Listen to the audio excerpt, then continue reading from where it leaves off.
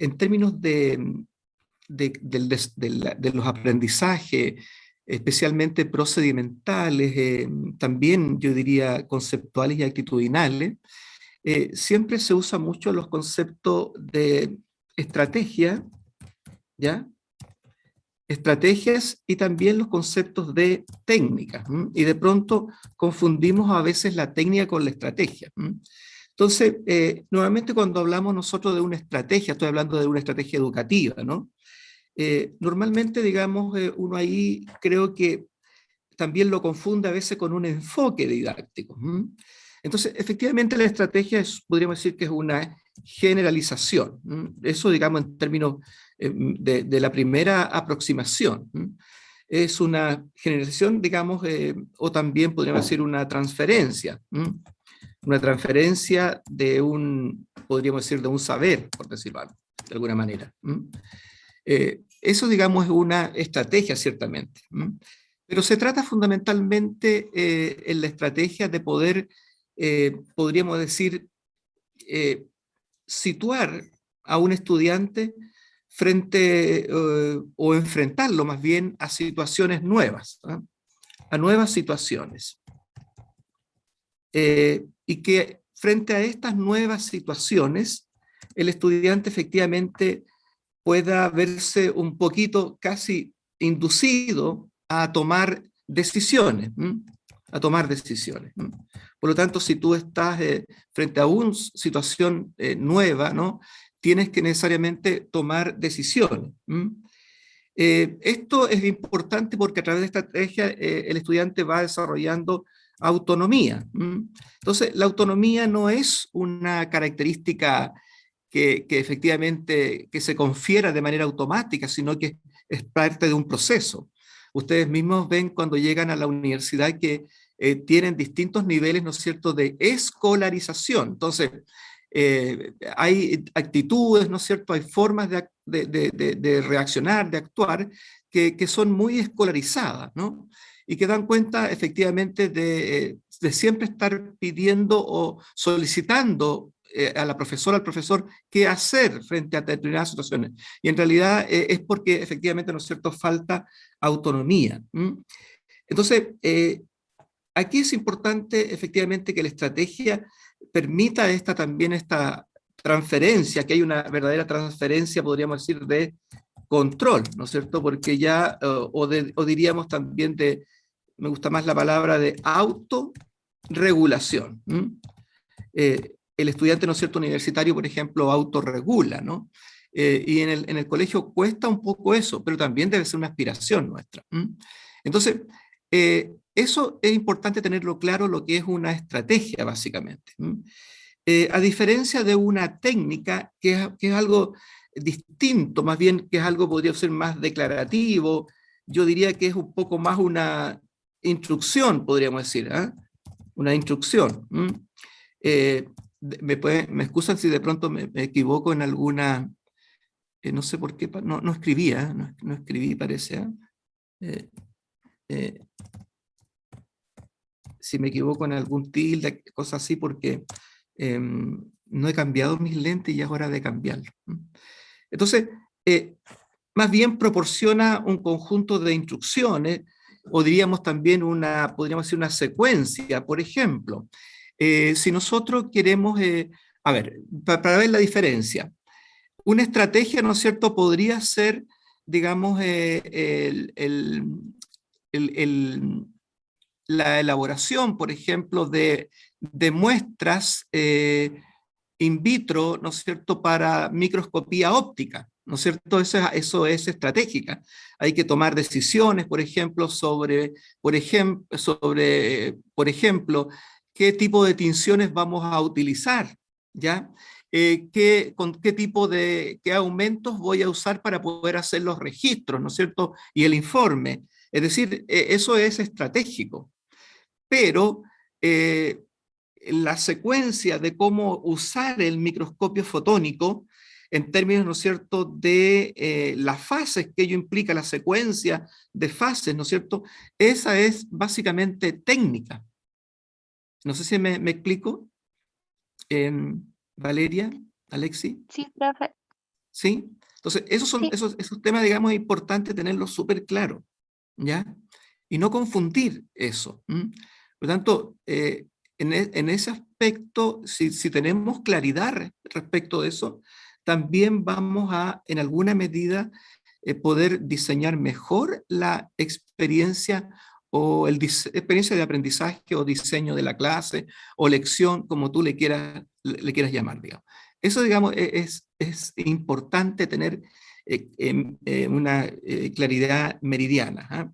Eh, es cierto que este curso yo lo he orientado bastante al tema didáctico, por eso que estoy mencionando estos elementos, digamos, pero yo tengo bastante, podríamos decir, experiencia, pero también un poquito de bastante investigación respecto de que la evaluación es parte del proceso didáctico, no lo veo como algo ajeno, como una especie de elemento complementario, sino que al contrario, ¿no es cierto?, es parte de. ¿M? Entonces, por eso que de pronto hablamos bastante de didáctica. ¿M?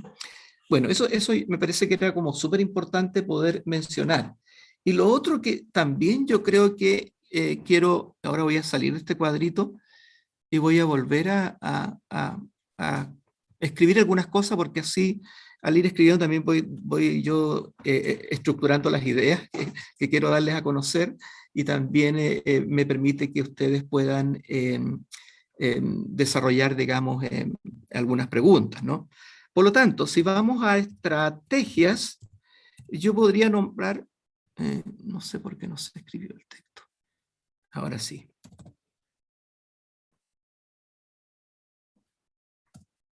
Ya. Por ejemplo, algunas estrategias que podríamos mencionar como interesantes, ¿no es cierto? Eh, que pueden servirnos. ¿Ah? Vamos a nombrar, voy a empezar por estudio de caso. ¿M? Entonces, claro, entonces en esta situación, bueno, no voy a dar el detalle de los estudios de caso, solamente estoy hablando de algunas estrategias que pueden ser interesantes, digamos. ¿Ah? El estudio de caso, ¿no es cierto?, en sí es una estrategia porque los estudiantes efectivamente tienen que investigar, indagar una situación, un fenómeno, ver las diferentes conexiones que se establecen, tomar decisiones, desarrollar su autonomía, mantener niveles de autorregulación, de metacognición. Se fijan, es una estrategia, por lo tanto, no es una técnica. ¿Puede implicar aspectos técnicos? Por supuesto que sí. Veamos otro ejemplo. Resolución de problemas. ¿Qué es la resolución de problemas? También es una estrategia. Es una estrategia didáctica, ¿no es cierto? Porque efectivamente implica someter a un equipo, a un estudiante, en fin, a una situación problema, una situación, digamos, compleja. Y para poder resolver ese problema, no basta con tener conocimiento, hay que también tener habilidades y tener también probablemente actitudes. ¿M? Porque efectivamente te enfrentas a una situación también nueva, compleja, de poder resolver, ¿no? Y eso demanda efectivamente distintos niveles crecientes de autonomía por parte de los estudiantes. ¿No? Bueno, hay un tema de, supongamos, otra estrategia puede ser comprensión, eh, comprensión y también podríamos decir, y composición de textos. ¿M? Efectivamente, ¿no es cierto?, cuando tú haces un informe, tienes que también comunicar y comunicar de una forma apropiada, ¿no es cierto? Eso también es una estrategia didáctica. Otra que es bastante usada, que son los mapas conceptuales, ¿no es cierto? Ustedes probablemente ya les han enseñado sobre esto, ¿no? Que por ejemplo hay una proposición, un concepto y palabras y algunas palabras que son enlace, y con eso tú vas construyendo, digamos, un mapa conceptual que en alguna medida es como una extensión de un mapa mental, que en alguna medida pretende, ¿no es cierto?, sintetizar de alguna manera o graficar o expresar un fenómeno, un proceso. ¿Me explico? sí, Sí, Cualquier duda, por favor, plantéela de inmediato. ¿M? Incluso uno puede hablar de algunos modelos, por ejemplo, supongamos que yo tengo un modelo para estudiar el ecosistema, ¿no es cierto? Eso tengo un modelo que ciertamente me va a permitir, que ese modelo lo podría explicar también a través de un mapa conceptual, un modelo para poder explicar, por ejemplo, las interacciones intraespecíficas dentro del ecosistema, el flujo de la materia y de la energía, ¿no es cierto?, etcétera, etcétera.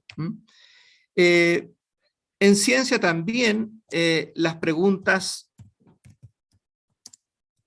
indagatorias, también, digamos, es una estrategia, porque efectivamente aquí tenemos un tema tremendamente relevante, porque en general las preguntas son probablemente una estrategia, un recurso estratégico muy utilizado por profesoras y profesores.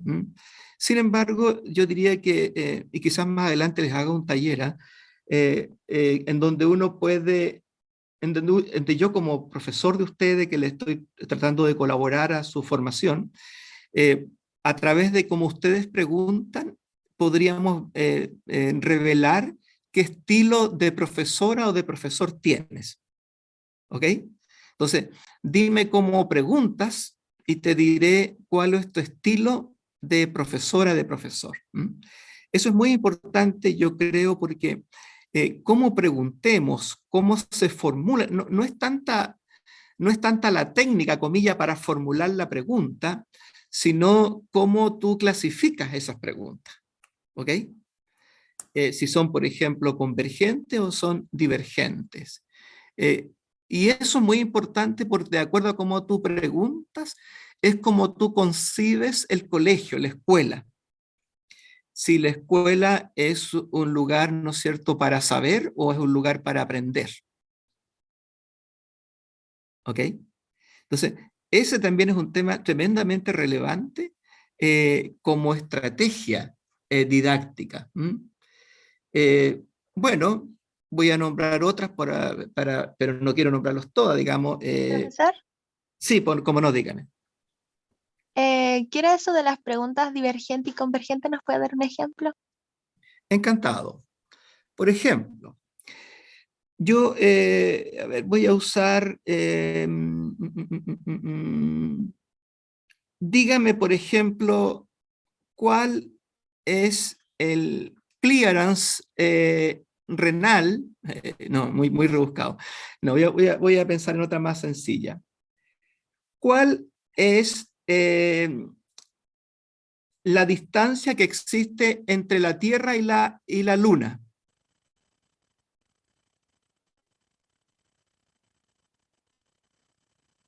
Esa es una pregunta convergente, atomizada, cerrada, que demanda en un niño, una niña, en un adolescente, una sola respuesta. ¿Cuál respuesta? La respuesta correcta. ¿Y cuál es el tema de esas preguntas? Que esas preguntas tienden a inhibir la respuesta, tienden, digamos, en alguna medida a frenar a un estudiante. ¿Por qué? Porque o la sabes o no la sabes. ¿Ok? Hablo de preguntas abiertas, más bien divergentes, cuando el estudiante es capaz de movilizar saberes, habilidades, actitudes en busca de una respuesta. Porque podríamos decir, ¿de qué forma podríamos quizás, ¿no es cierto?, calcular la distancia que hay entre la Tierra y la Luna? ¿Estamos claros? Es diferente a preguntar cuál es la distancia entre la Tierra y la Luna.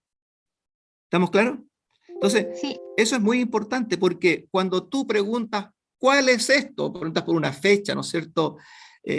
O preguntas por un dato declarativo de inmediato, ciertamente tú en tu interior, pero se revela. Tú sientes que la escuela es para saber. Y como la escuela es para saber, ahí los profesores y profesores son los que saben. En el fondo es la autoridad.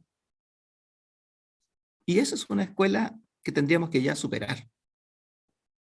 porque la escuela es para aprender. ¿Por qué?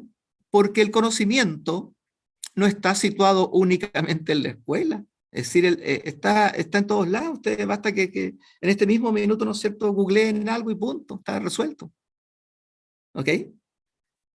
Entonces, creo que hay que procurar pensar en aquellas preguntas que favorezcan la participación, la movilización de los estudiantes y no que los frenen. No quiero decir que las respuestas, las preguntas convergentes desaparezcan, pero creo que hay que priorizar aquellas preguntas que ciertamente sean más indagatorias, más estratégicas. Y son estratégicas en la medida, ¿no es cierto?, que permitan movilizar saberes, habilidades, actitudes de parte de los estudiantes. ¿Se entiende? Sí, Sí, profesor. Profesor, Sí, cómo no, dígame. y eso de elaborar las preguntas, ¿eso uno lo va aprendiendo con el paso de la práctica ya como profesor? ¿O ahora en nuestro periodo de estudiantes tendríamos que aprender las estrategias para formular esas preguntas? Mire, ya su pregunta es tremendamente interesante. Yo creo que, voy a ser bien franco, creo que es tarea nuestra como formadores de formadores procurar aportarle a esa competencia. ¿Mm? Creo que es nuestra tarea. Creo que efectivamente deberíamos hacer esa diferencia. ¿Mm? Porque de lo contrario, puede ocurrir, fíjense ustedes que cuando nosotros hacemos preguntas cerradas, esas preguntas convergentes necesariamente, prevalece una mirada más bien disciplinar, nada más, casi exclusivamente disciplinar, ¿ok? Entonces, claro, y eso también yo creo que implica un ejercicio metacognitivo para nosotros quienes formamos, digamos. ¿Mm? Porque también, así como si yo les pregunto a ustedes qué tipo de preguntas hacen y yo les puedo decir cuál es tu estilo de ser profesor, eso lo podríamos aplicar a todos los profesores y profesoras de la universidad. ¿Mm? Porque en alguna medida el cómo pregunta, ¿no es cierto?, ciertamente da cuenta de su propio estilo. Entonces, creo que frente a su pregunta, yo diría que deberíamos trabajarlo, digamos, ¿ah? Deberíamos trabajarlo en la universidad porque eso es un aspecto pedagógico tremendamente relevante. ¿Mm? Es más, me gustaría hacerles un taller más adelante sobre eso, ojalá pudiera tener el tiempo para poder hacerlo. ¿Mm? ¿Vale? Y también le nombro otra estrategia, porque, insisto, solamente estoy nombrando algunos, el aprendizaje basado en problemas, que es, yo diría, perdón, basado más bien en proyectos, ¿ah? Me equivoqué ahí, porque si fuera basado en problemas sería casi igual que resolución de problemas. Entonces, cuando digo, Profesor, ¿sí? perdone que le interrumpa, No, dele, por favor. le iba a decir que ese aprendizaje basado en proyectos Ujú. tienden siempre a ocuparlo aquí en la universidad. Sí, yo creo que aquí Sí. efectivamente se ha trabajado en esa estrategia didáctica. Bastante, ha sido bastante común. Y por cierto, van un poco mezclándose con otras, ¿ah? Porque, claro, ¿qué tiene en común el aprendizaje basado en proyectos como el estudio de casos, resolución de problemas? Por ejemplo, yo diría que en una estrategia de aprendizaje basado en proyectos, podríamos decir que subyacen todas las estrategias anteriores. ¿Me explico? O sea, para realizar un proyecto, lo más probable es que haya que hacer estudio de caso. Es inevitable hacer resolución de problemas. Implica efectivamente, probablemente crear, componer textos. Probablemente en informes y todo implica, ¿no es cierto?, sintetizar situaciones, fenómenos a través de mapas conceptuales. Por cierto, implica, ¿no es cierto?, un conjunto de resolver algunas preguntas de carácter indagatorio. Formular Por lo tanto, objetivos también. también, por cierto. Entonces, en el fondo lo que quiero decir es que este aprendizaje basado en proyectos es una gran estrategia, una estrategia bastante macro, por así decirlo, que requiere, digamos, una cierta secuenciación didáctica. quiero con esto decir de que antes de hacer aprendizaje basado en proyectos, es bueno, ¿no es cierto?, que también los estudiantes trabajen en estrategias como resolución de problemas, mapas conceptuales, preguntas indagatorias. ¿Se entiende? Antes de llegar y partir con un proyecto, porque siempre es deseable, esto más, no tanto en la universidad, sino que lo veo más bien cuando ustedes planteen algún proyecto en la escuela, ¿ah? En el liceo, en el colegio, que primero revisen algunas estrategias como estudio de caso, resolución de problemas, mapas conceptuales, antes de tirarse de inmediato con un proyecto, porque ese proyecto va a demandar de los estudiantes estas otras estrategias. ¿Se entiende? Sí, Bueno, dejo de compartir brevemente porque... a ver, ¿dónde está? Dejo de compartir brevemente porque les quiero plantear un segundo tema y un tercer tema antes de darles tiempo para que ustedes puedan darme un poco cuenta de estos avances, ¿no? ¿Alguna duda, alguna pregunta respecto de lo que hemos conversado, alguna inquietud? Bastián, Catherine, no sé, Valeria, Alexi, Benjamín, Diego, vale.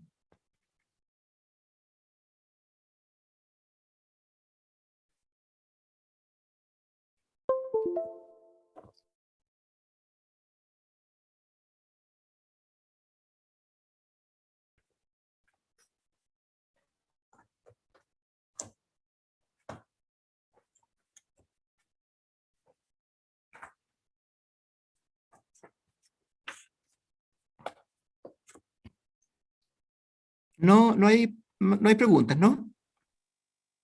creo que no. No, profe, no hay pregunta. Vale.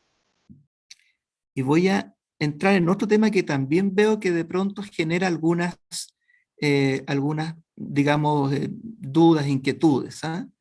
Voy a borrar, no sé si puedo borrar así nada más todo. Eh, no sé cómo hacerlo, pero así me voy a demorar demasiado. Ya voy a guardar eso mejor. Ok. Y después lo voy a eliminar eso. Ya. Y ahora nuevamente texto. Otro tema que quería, se me ocurre, porque ya les he ido conociendo un poco y tenía interés en ir, digamos, buscando algunas ideas que puedan ayudarnos un poco y ojalá uno espera que sea un aporte esto, ¿no? Hablamos de estrategia. Y cuando hablamos de estrategia también hay que tener cuidado con otro punto importante que es más bien sobre los enfoques, algo más macro, ¿no? O modelos de enseñanza, ¿ya? De enseñanza, yo diría, y de aprendizaje.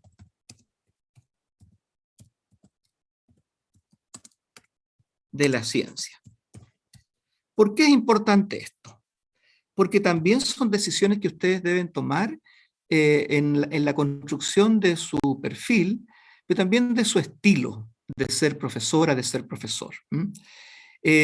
¿Dónde te vas a situar teóricamente? Yo creo que eso es bueno hacerlo, es bueno ese ejercicio, ¿ya?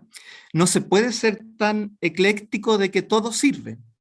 Es posible que todo sirve, pero puede servirnos desde el punto de vista de los enfoques o modelos, pero creo que es importante ser consciente de ello y tener pensamiento crítico y reflexivo respecto de eso. Si yo digo, me voy a casar con, qué sé yo, un modelo de transmisión, por ejemplo, ¿por qué lo hago, no? Y en ese sentido es interesante revisar algunas ideas que me parecen que a mí que son súper importantes porque a veces decimos esto es lo apropiado, qué sé yo, en fin, y bueno, no, hay que ver si realmente están apropiados, ¿no es cierto? ¿Cuáles son sus virtudes? ¿Cuáles son también son sus desventajas, ¿no? Porque con esto, digamos, quiero poner en carpeta lo que es, miren, es difícil hablar sobre este tema, especialmente sobre lo que es la enseñanza tradicional de la ciencia. Es complejo porque las tradiciones se yuxtaponen, entonces tú no sabes dónde empieza una o dónde termina la otra, entonces siempre hay una superposición de tradiciones, por decirlo de alguna manera, pero ustedes entenderán que lo tradicional es más bien más transmisivo, ¿no es cierto? Podríamos decir. Más que el profesor es el que sabe y el estudiante es el que recoge, casi como un receptor. En el fondo podríamos decir, simplificando un poco, que el estudiante pasa a ser casi un consumidor de lo que el profesor sabe, ¿no es cierto? Ahí estaba pensando más bien en lo que es lo más tradicional, por decirlo de alguna manera, ¿no? Insisto, no quiero mirar peyorativamente lo tradicional, digamos, ¿no? Pero en general se entiende que lo tradicional es más bien aquello muy centrado en o casi exclusivamente disciplinar. ¿Eh? Y como es tan disciplinar, tiene muy poco bagaje didáctico. ¿Me entienden?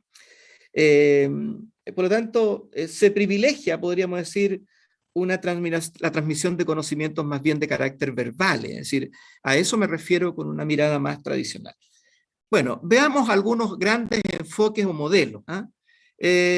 Vamos a partir con la enseñanza por descubrimiento. ¿Les suena, cierto? La enseñanza por descubrimiento. ¿Cómo la ven ustedes?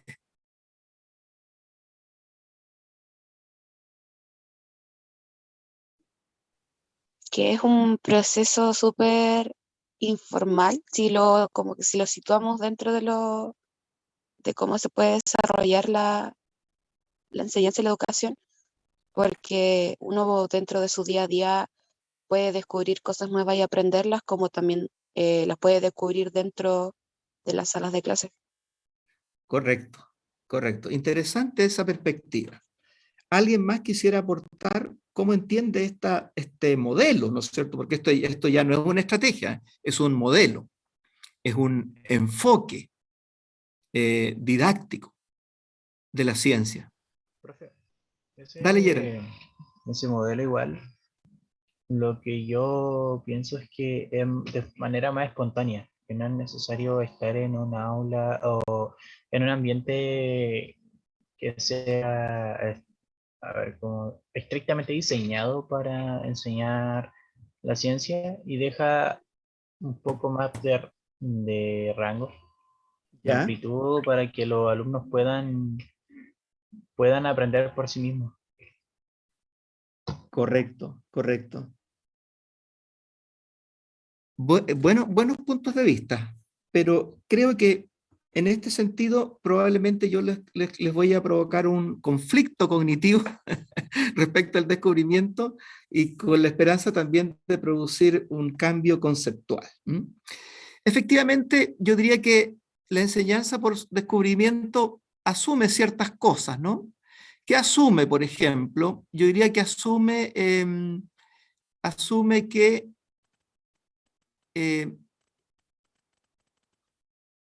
se aprende a ciencias haciendo ciencia. ¿Estamos claros? Que que el estudiante puede descubrir, o sea, que se puede efectivamente llegar a ciertos conocimientos científicos por sí mismo, ¿ya? Y en ese sentido, el profesor lo que hace es facilitar el descubrimiento por los estudiantes. ¿Estamos claros? Hasta ahí parece como razonable, ¿cierto? Pero aquí vienen los grandes problemas. Se basa fundamentalmente en el método científico. Sí, es lo mismo que ustedes le enseñaban en el colegio. Es decir, en el método hipotético inductivo. ¿Estamos claros? Es decir, yo técnicamente, ¿no? Aplico una serie de fases, de etapas rigurosamente en este método y llegaré a un gran principio, a una ley, con carácter universal. ¿Les parece?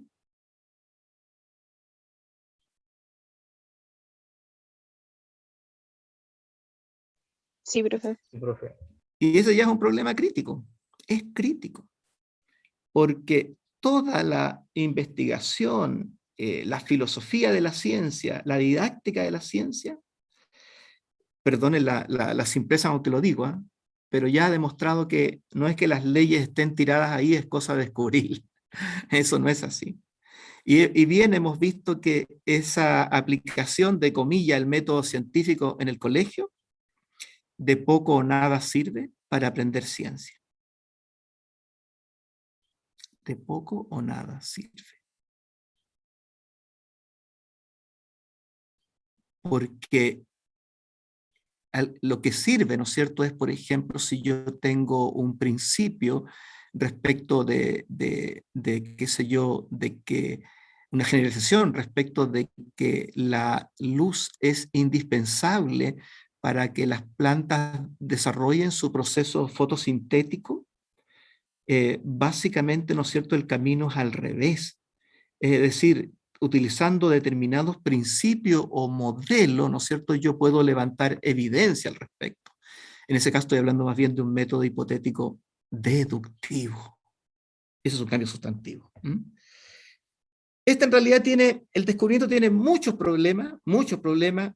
Uno de ellos asume que hay compatibilidad básica en la mente del estudiante y del científico, porque en el fondo es, en el fondo hacer que el estudiante sea un científico. Y vaya que cuesta ser un científico. Entonces, buscar eso. Distinto es, ojo con algo, ojo con algo, es distinto.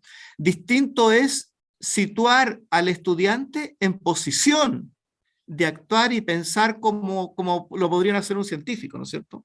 Eso es diferente, pero eso no lo hace un científico. Es decir, ese ejercicio no hace que el estudiante sea un científico.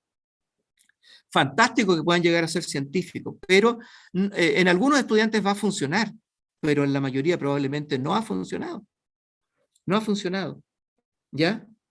Por lo tanto, aquí en este método científico subyace una idea de el inductivismo ingenuo.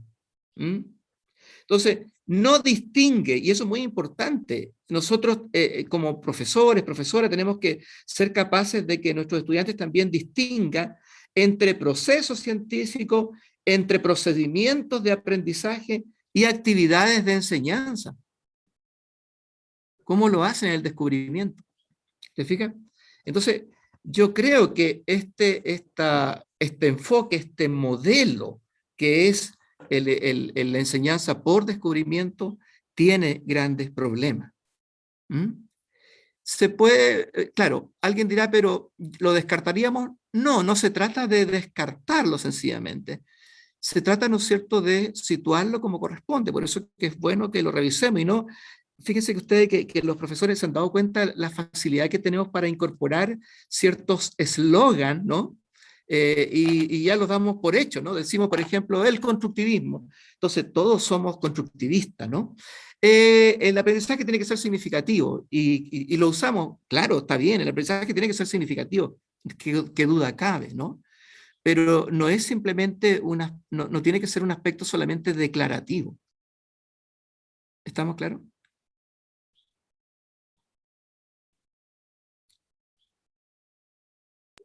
Sí, profesor. Bueno, insisto, no voy a ver todos los enfoques, pero estoy viendo en ciencia cuáles serían interesantes para que ustedes digan, yo me voy por este camino, tal vez. Veamos, el enfoque o modelo expositivo, ¿no es cierto?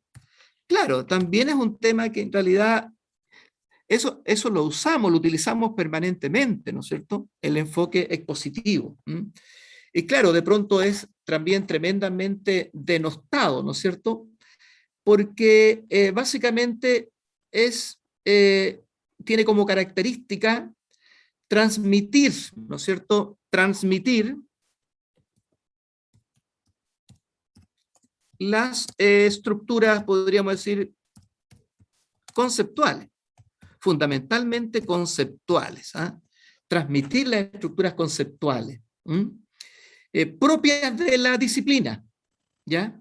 Propias de la disciplina. Es decir, aquí es asumir que la ciencia ha construido un corpus científico tremendamente grande que se duplica cada 1 o 2 años ya, y que efectivamente tengo que transferir ciertamente parte que está en el currículo escolar, transmitir parte de este corpus científico de alguna manera, ¿no es cierto?, a los estudiantes.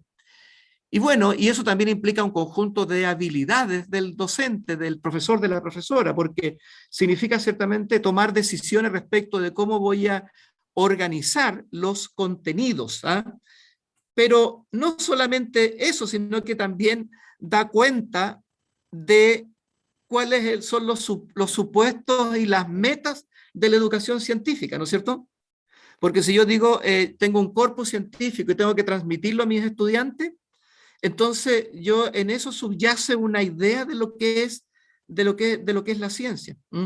El supuesto de que la ciencia, ¿no es cierto?, hay que transmitirla de alguna manera para que los que no lo saben de ciencia tengan que incorporarla.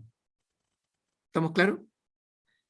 Por lo tanto, también hay criterios para organizar los contenidos en función de esta enseñanza más bien transmisiva. En ese sentido, también eso implica una forma de poder evaluar, ¿no es así? ¿Y cómo evalúo? Bueno, veo si efectivamente los estudiantes adquirieron estas estructuras conceptuales. Y mi evaluación va a ser, qué sé yo, una prueba sumativa donde diga, a ver, ¿cuánto sabe de fotosíntesis? ¿Cuánto sabe de sistema cardiovascular? ¿Cierto? ¿Cuánto sabe? Desde el punto de vista de sus estructuras conceptuales, disciplinares. ¿Vale? ¿Qué le parece, Alexis? ¿Se entiende? Sí, se entiende. Pero ¿dónde está la pregunta ahí? ¿Y qué pasa con las habilidades? ¿Qué pasa con las actitudes? ¿Y qué pasa con los procedimientos? Porque hasta ahora no aparecen, ¿cierto? Entonces, ¿cuál es el punto? Que en este enfoque, este modelo, no es malo per se. El punto, ¿no es cierto?, es que relega a un segundo plano aspectos que son muy relevantes. ¿Te fijas? Insisto, no es malo per se, tampoco es bueno per se.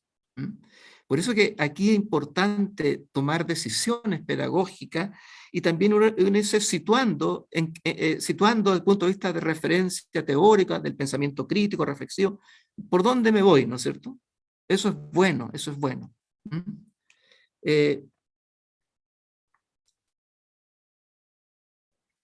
Si hay otra pregunta, no duden en hacerla. No los voy a revisar todos, por supuesto, voy a revisar algunos que me parece que son de lo más relevante. Voy a ir al número 3 y vamos a hablar de un modelo, de un enfoque, que es la enseñanza mediante, mediante el conflicto cognitivo. Ojo a que uno también podría decir que sí, de pronto puede haber una mirada un poco ecléctica de buscar lo mejor de cada modelo. Yo creo que eso también es interesante. Pero esa reflexión hay que hacerla, hay que hacer también el análisis, ¿no? Efectivamente, esto también aquí subyace la idea de que el estudiante, bueno, una cosa interesante aquí, ustedes saben que la primera escuela que se tenga algún conocimiento es en Sumeria, unos 3000 años antes de Cristo. Y en esa escuela, que eran, por supuesto, era una élite, ¿no es cierto?, la que podía estudiar ciertamente, porque la escuela moderna es muy nueva, muy nueva. Bueno, en esa escuela de Sumeria, básicamente los estudiantes venían a aprender de un maestro, de alguien que sabía, como un sabio, y escribían estos estudiantes en una especie de tabla rasa. Por eso se asumía que ellos no sabían nada. Entonces cuando uno habla dice el estudiante es una tabla rasa, es como asumir que el estudiante no sabe nada, ¿no? No sabe nada. Y es una tabla rasa, ¿no? Creo que eso no está muy lejos de la realidad. Pero al contrario, digamos, los estudiantes saben, pero también tienen muchas preconcepciones, teorías implícitas o alternativas, ¿no es cierto?, que no han sido del todo puestas en cuestión, ¿ok? Y en ese sentido, esas concepciones alternativas, ¿no es cierto?, la idea es como confrontar esta idea, ¿no es cierto?, estas preconcepciones, estas teorías, ¿no es cierto?, con conflictos, conflictuarlas ciertamente. ¿Conflictuarlas para qué? Para efectivamente llegar a lo que se conoce como el cambio conceptual. ¿Estamos claros? Llegar al cambio conceptual. Es decir, el estudiante va a la clase y bueno, aprende algo, pero en la vida cotidiana utiliza otros parámetros. Es decir, en el fondo aquí queda la idea de que estas preconcepciones no han cambiado, porque sigue entendiendo en alguna medida que aprender ciencia es bueno para el colegio, para la escuela, pero no necesariamente para la vida cotidiana. ¿Ok? ¿Cuál es el problema de esta enseñanza mediante el conflicto cognitivo? ¿No es cierto? Que también se ha hecho bastante trabajo en muchos países a través de este mecanismo, también en Chile, y es que las preconcepciones son tremendamente porfiadas. Aún cuando provoques un conflicto cognitivo, persisten muchas veces las preconcepciones. Es un buen intento, ¿ya? Pero hay una persistencia porfiada, ¿no es cierto?, de las concepciones alternativas que hay que tener en cuenta siempre. ¿Hay que identificar las preconcepciones? Probablemente sí. ¿Hay que provocar conflictuarlas? Sí. Pero probablemente mediante este único modelo, probablemente no vas a lograr terminar con las preconcepciones. ¿Dudas? ¿Preguntas?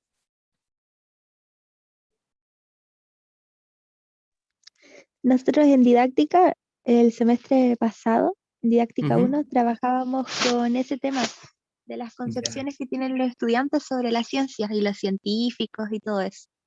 Y se nos comentaba Correcto. eso que decía usted, que nosotros queremos como cambiar el enfoque, la idea que tienen ellos, pero que muchas veces no se logra tampoco en los estudiantes. No es como que 100% todos vayan a cambiar solamente porque nosotros les mostramos la realidad o lo que es. Así Entonces, es, así es. no todos se ven convencidos por lo que uno les Absolutamente. cuenta. Claramente no basta, no basta. Bueno, voy a pasar, si es que no hay pregunta, voy a guardar esto y ahora voy a borrar para tener espacio, ¿ok?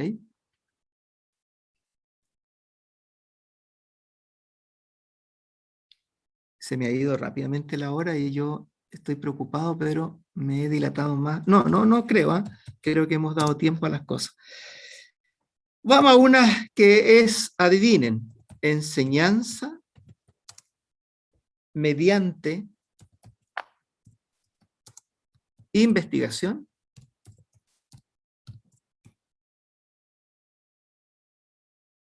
podríamos decir, primero una investigación más bien dirigida, ¿ya? Dirigida. Y aquí vamos a ver algunos temas también interesantes. Ojo, que este modelo, que este enfoque, no es un modelo que promueva solamente las actividades empíricas, ¿no? Porque de inmediato vienen los profesores y profesores a decir, bueno, pero es que no tenemos laboratorio en el colegio, qué sé yo. Entonces, no se trata únicamente de actividades empíricas, ojo. La enseñanza mediante investigación dirigida, en alguna medida, también se parece un poco al modelo por descubrimiento. Ojo, se parece un poquito, pero se parece a simple vista, pero en realidad es bastante distinto, ¿ya? ¿Por qué? Porque tiene una nueva epistemología. Epistemológicamente es muy diferente, ¿ya? Por ejemplo, yo diría que se aleja completamente del inductivismo y más bien se asocia más bien a al deductivismo, a una, digamos, condición totalmente distinta. Esta es básicamente construcción social, por así decirlo. Incorpora efectivamente la resolución de problemas desde el análisis del conocimiento disciplinar. Por lo tanto, se centra en los procesos científicos, por cierto, en los procedimientos, por cierto, en el desarrollo de habilidades de pensamiento y actitudes científicas. ¿Ok? Es decir, es bastante distinto, ojo, al descubrimiento. No, aquí no es esa la fórmula. Pero aquí también tiene algunas críticas que creo que es interesante mencionarlas. Especialmente cuando es un modelo de indagación científica dirigida, también tiende un poco a generar un trabajo del estudiante muy convergente, por así decirlo. Y no valora mucho la divergencia, el aprendizaje también y el conocimiento más lateral, por así decirlo. Por eso pienso que la enseñanza mediante investigación dirigida debe ir, al comienzo se puede plantear en esos términos, pero progresivamente se debe avanzar a una enseñanza mediante investigación más abierta, donde haya mayores cuotas de autonomía para los estudiantes. ¿Ok?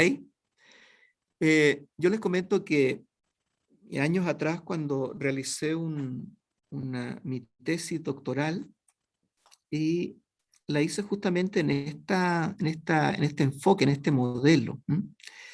Y un hallazgo que aparece en un libro que no se lo he pasado el libro para que lo puedan leer si quieren, y en algún artículo científico, incorporamos un concepto que se llama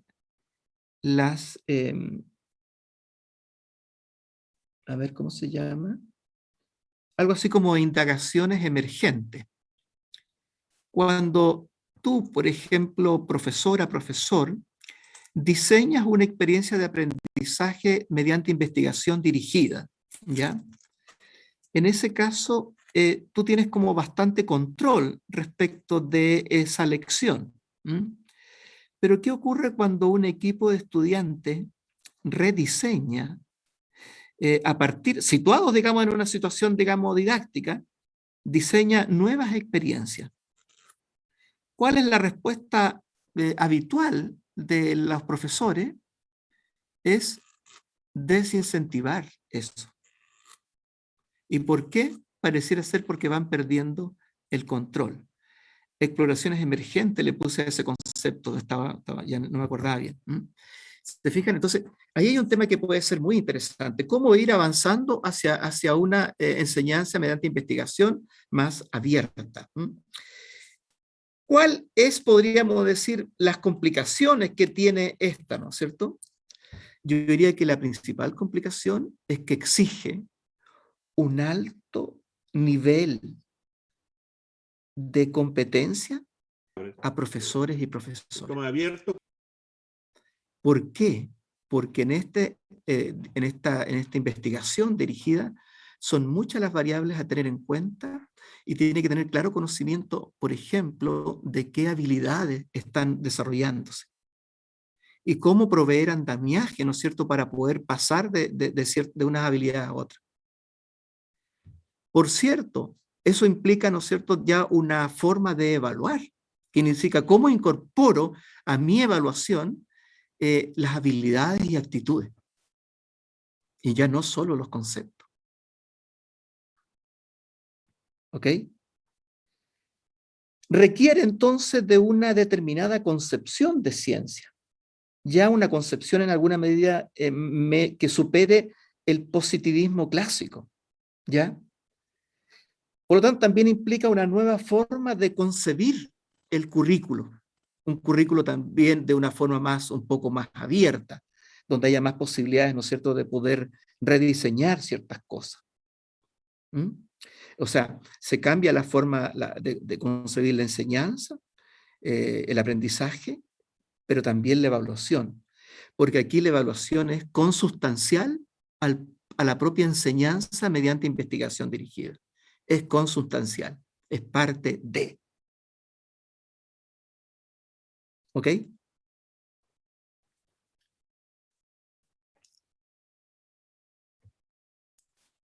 ¿Alguna pregunta?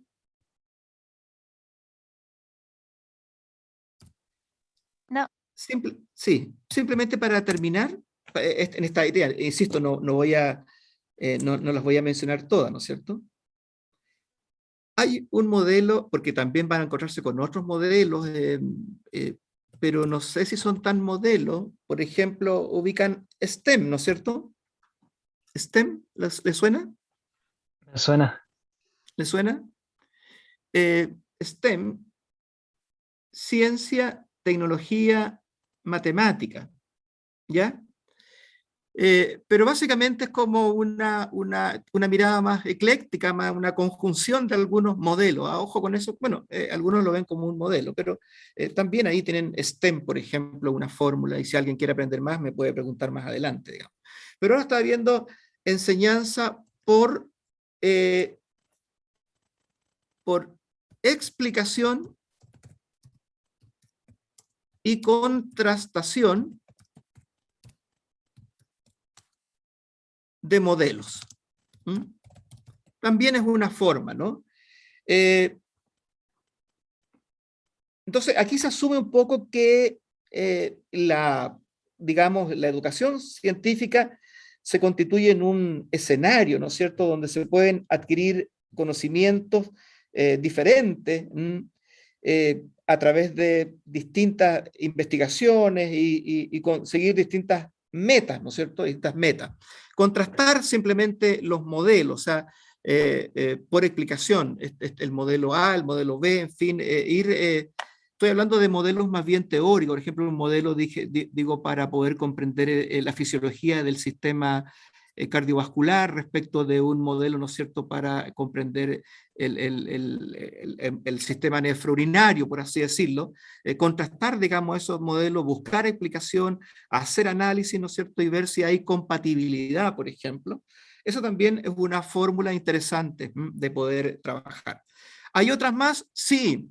Por ejemplo, analogía, ¿no es cierto?, pensamiento analógico, ¿no es cierto?, utilizar analogía, ¿no es cierto?, pero eso puede ser ya un poco más estratégico y uno lo puede usar siempre. Por ejemplo, decir, la célula, ¿no es cierto?, es como o más bien el átomo es al sistema solar, donde el Sol constituye el núcleo con protones, neutrones, y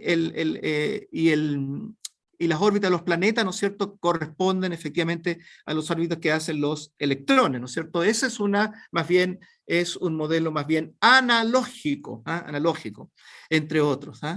Insisto, no pretendo agotar todos los modelos el día de hoy, pero la idea, ¿no es cierto?, es ver más bien en ciencia cómo nos vamos situando en alguna medida. Es por ahí donde ustedes deben transitar desde el punto de vista didáctico y desde esa perspectiva de cómo se sitúen, ¿no es cierto?, cómo ciertamente ustedes van a comprender la educación científica, cómo ustedes se sitúen desde ese punto de vista, es como, especialmente teniendo en cuenta cuáles son los supuestos de la educación científica, cuáles son las metas de la educación científica, En función de eso, ¿cómo organizo, ¿no es cierto? ¿Cuáles son los criterios para organizar los contenidos? ¿Cuáles son los focos? ¿Ya? Los focos. ¿Cuáles son? ¿Cómo entiendo y comprendo también la evaluación? Vean ustedes que no es llegar y hablar de evaluación, si no hablas de técnica, si no hablas de estrategia, si no hablas de grandes modelos y enfoque para enseñar y aprender ciencia. ¿Me explico? Sí, Bueno, ese es un punto, yo creo que eso nos puede ir generando alguna certeza, alguna mirada, ¿no es cierto? Y no ver todo esto como una cosa caótica de pronto. Yo creo que es bueno organizarse también mentalmente. Y por último, quiero compartir algo con ustedes, que es una diapositiva. Después se las voy a subir a la plataforma. ¿Me retroalimentan, por favor, si la pueden ver relativamente bien? sí se ve. Vale. Algunos principios, ya luego de lo que hemos estado discutiendo, conversando, algunos principios interesantes a considerar. Y ya estamos ahora tirando agua para el molino del proyecto del diseño que ustedes están trabajando como equipo. Algunos principios que son claves aquí, ¿no? Efectivamente, ese texto se le atribuye a Albert Einstein, ¿no? Todos somos genios, pero sí, si juzgas a un pez por su habilidad de trepar árboles, vivirá toda su vida pensando que es un inútil. Yo creo que eso es bien interesante, porque ahí subyace un poco la idea que les quiero dejar clara el día de hoy, ¿no? Cuidado con ciertos principios estandarizados, en fin, que de pronto no dan cuenta de la diversidad de estudiantes que vamos a tener y que tenemos. Entonces, estandarizarlo todo, cuidado con eso, porque finalmente puedes lograr, no te olvides que ya vamos a ver que la evaluación tiene varios propósitos, ¿no? Y puedes conseguir uno, pero olvidar otros, y eso puede ser peligroso. Especialmente dada la relevancia de lo que es la evaluación como parte constitutiva del propio proceso didáctico.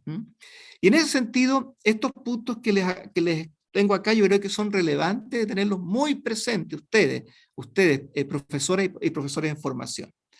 ¿Qué es la evaluación? Es cierto, es un medio o ocasión relevante de enseñanza y de aprendizaje. Eso es lo primero. Se fijan, o sea, en el fondo, lo esencial de la evaluación es que es el motor de la enseñanza y del aprendizaje, ¿ya? No es el fin únicamente la calificación, no, es un medio, ¿no es cierto?, para enseñar y para aprender. Vean ustedes que ese es un enfoque diferente. La evaluación entonces contribuye tanto al desarrollo óptimo de los procesos de aprendizaje y de enseñanza, pero también al desarrollo y promoción personal de los estudiantes. Y cuando hablo del desarrollo y promoción personal, hablo, por ejemplo, de un estudiante que pueda hacer ejercicio metacognitivo, que pueda generar, digamos, autoestima, autoconcepto, una valoración de sí mismo. No al contrario, ¿no es cierto? No a veces como esa calificación en alguna medida destruye a veces a los estudiantes, ¿no? Al contrario, ¿no es cierto? Tiene que ser un elemento de desarrollo y de promoción. Vean ustedes qué importante es eso. La evaluación educativa de aprendizaje tiene una clara intención pedagógica, entonces. Hay pedagogía en eso. Hay una intención pedagógica, entonces, ¿de qué? Claro, de revisar, ¿no es cierto?, cómo se avanza en los procesos de aprendizaje, pero también cómo se promueve a ese adolescente, a esa niña, a ese niño. Por lo tanto, digamos que la evaluación educativa se ocupa del estudiante con relación a sus aprendizajes y capacidades, pero también teniendo en cuenta su contexto, sus circunstancias personales, ¿ya? Por ejemplo, si yo le digo a algunos niños en África, me podrían clasificar los siguientes elementos. Un asadón, una hoz, trigo y papa. Clasifíquenme estos 4 elementos, ¿ya? Entonces, en nuestra cultura más occidental, ¿cómo los clasificaríamos?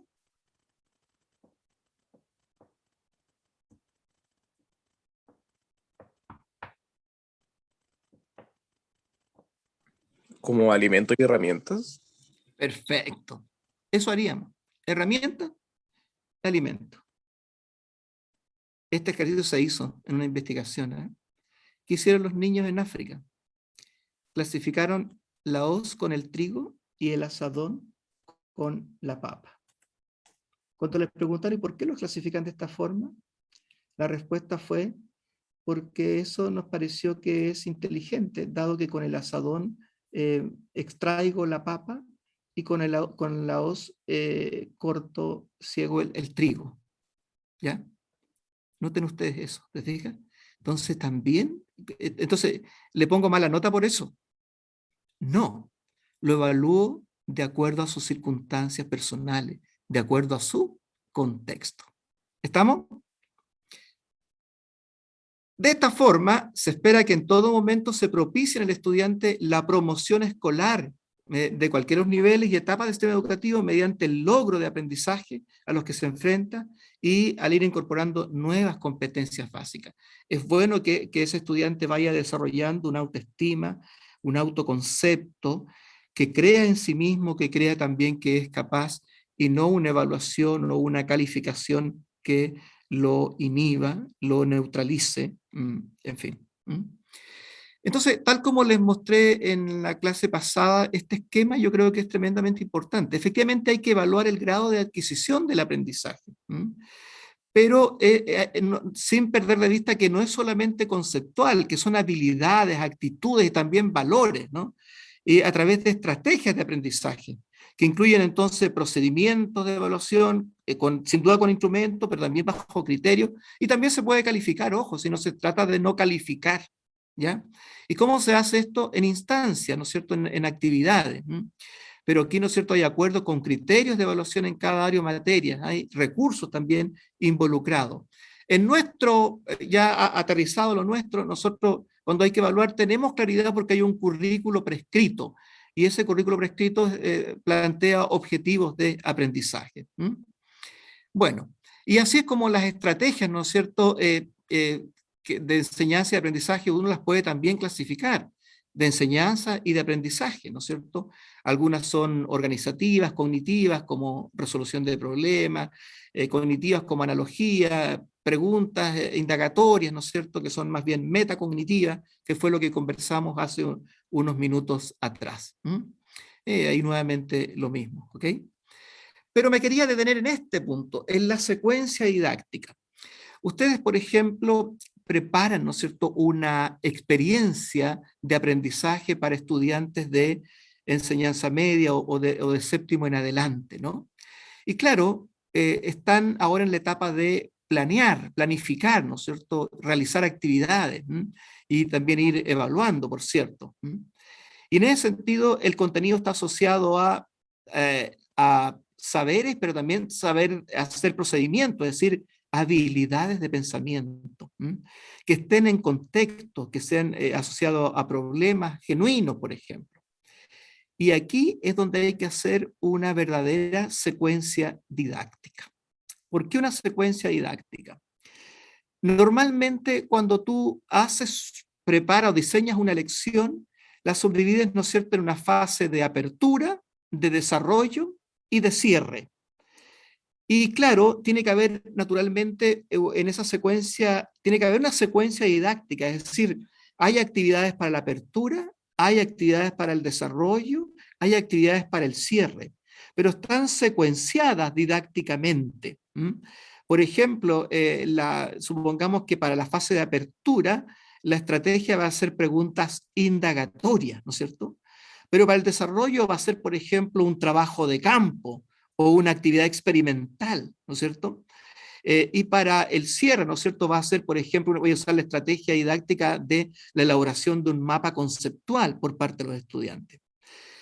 Lo interesante es que aquí las evidencias de evaluación van surgiendo en cada fase de la secuencia didáctica. Es decir, en la apertura, en esas actividades de apertura, ya tú tienes algunos elementos, digamos, que te van entregando información, por lo tanto, esa evaluación, y te va a permitir ir ajustando la clase, la lección, la experiencia, ¿ya? En el desarrollo también, por ejemplo, si están trabajando en observar, ¿no es cierto?, diferentes estructuras, tejidos, en ese caso ellos van registrando esto en un cuaderno, en un computador, dibujos, esquema, imagen, etc. Y eso es evidencia, eso te permite efectivamente, ¿no es cierto?, ir construyendo tu propia evaluación. Son evidencias de cada etapa. Por lo tanto, cada etapa te va entregando reportes interpretativos de cómo va evolucionando eso y tú puedes ir retroalimentando. Efectivamente, este cuadro, ¿no es cierto?, es de Díaz Barriga. Le sugiero, digamos, este autor es muy bueno en esta línea, digamos. ¿Ah? Entonces, eso es más o menos la secuencia didáctica de lo que ustedes están haciendo. Es cierto, tienen un formato, sí, pero tienen que tener muy presente lo que les estoy mostrando ahora para ir ya visibilizando ciertas evidencias de evaluación. Preguntas.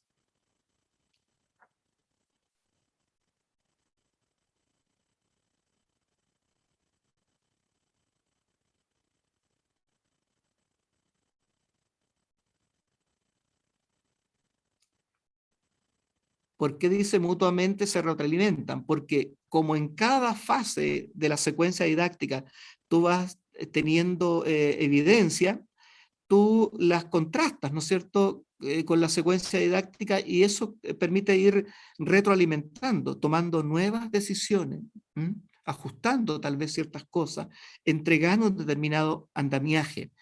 Este modelo, ¿no es cierto?, es perfectamente coherente con el diseño que les entregué y perfectamente también coherente con un modelo o enfoque didáctico mediante la investigación científica. Investigación desde la dirigida hasta una investigación más abierta.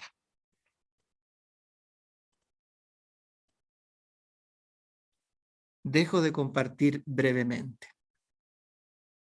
¿Qué opinión tienen? ¿Qué les parece?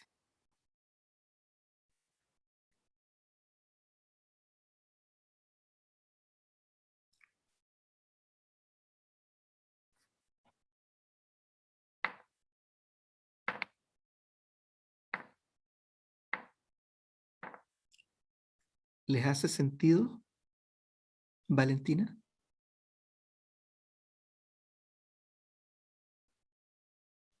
Sí, profe. De hecho, como comentó recién la Javi, esto igual lo hemos estado viendo en didáctica, como para comenzar a igual, y en diseño de enseñanza-aprendizaje también, como para ver el tema de la organización y de la estructuración de una clase y de nuestras actividades.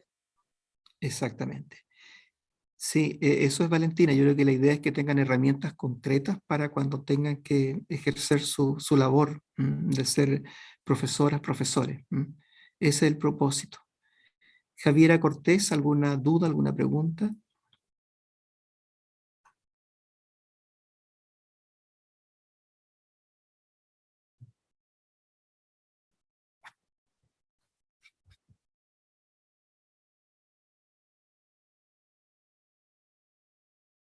Gerald,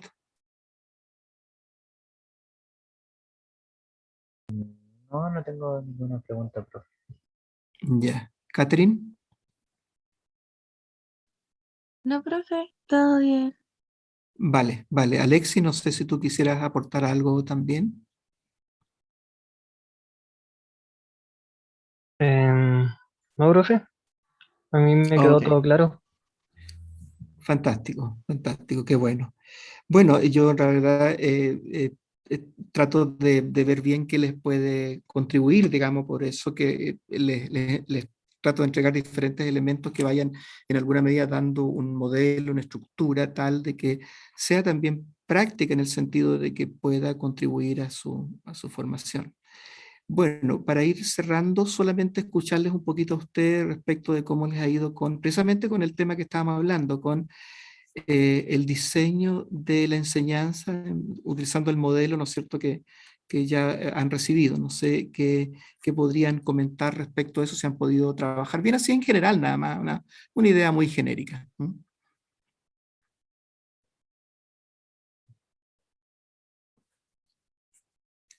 Primero, si han tenido tiempo para trabajar. Eso es lo primero. Como decía recién, mis compañeros en didáctica Ujú. estuvimos viendo ese tema del cambio conceptual. Lo Ah, vimos el correcto. semestre pasado y este semestre igual lo vimos con un ejemplo de cómo viajaba la luz a través del espacio. Ujú. Entonces a los niños creo que se hizo eso de verdad. Entonces la profe nos mostró los ejemplos de cómo los niños creían que se movía la luz. Y habían Sí. unos que mostraban que se movía en línea recta, otros como que daba vueltas. Ujú. Y también después ahora nos están pidiendo hacer una tarea que nosotros planteemos un cambio conceptual, basándonos obviamente en el currículum. Perfecto, perfecto. Tenemos Muy que bien. construir una guía de Ah, ya. trabajo, como Ok, con ese enfoque de indagación y todo eso. sí. ¿Y cómo les ha ido con el diseño que vamos a evaluar? ¿Cómo les ha ido con ese trabajo en concreto?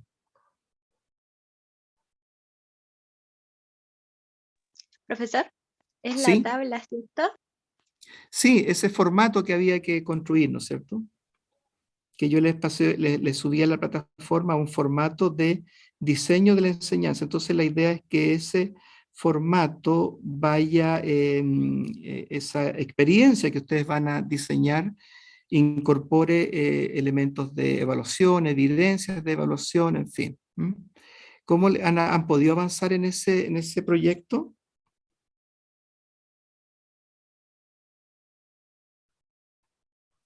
Yo personalmente, profe, no me he detenido así como al 100% a revisarlo bien para ¿Ya? comenzar como de lleno con el trabajo, porque igual Correcto. dentro de esta semana, me imagino que mis compañeros igual dentro de estas semanas igual tenemos como hartas cosas, seminarios, Sí, informes, pruebas, entonces igual estamos un poquito pillados.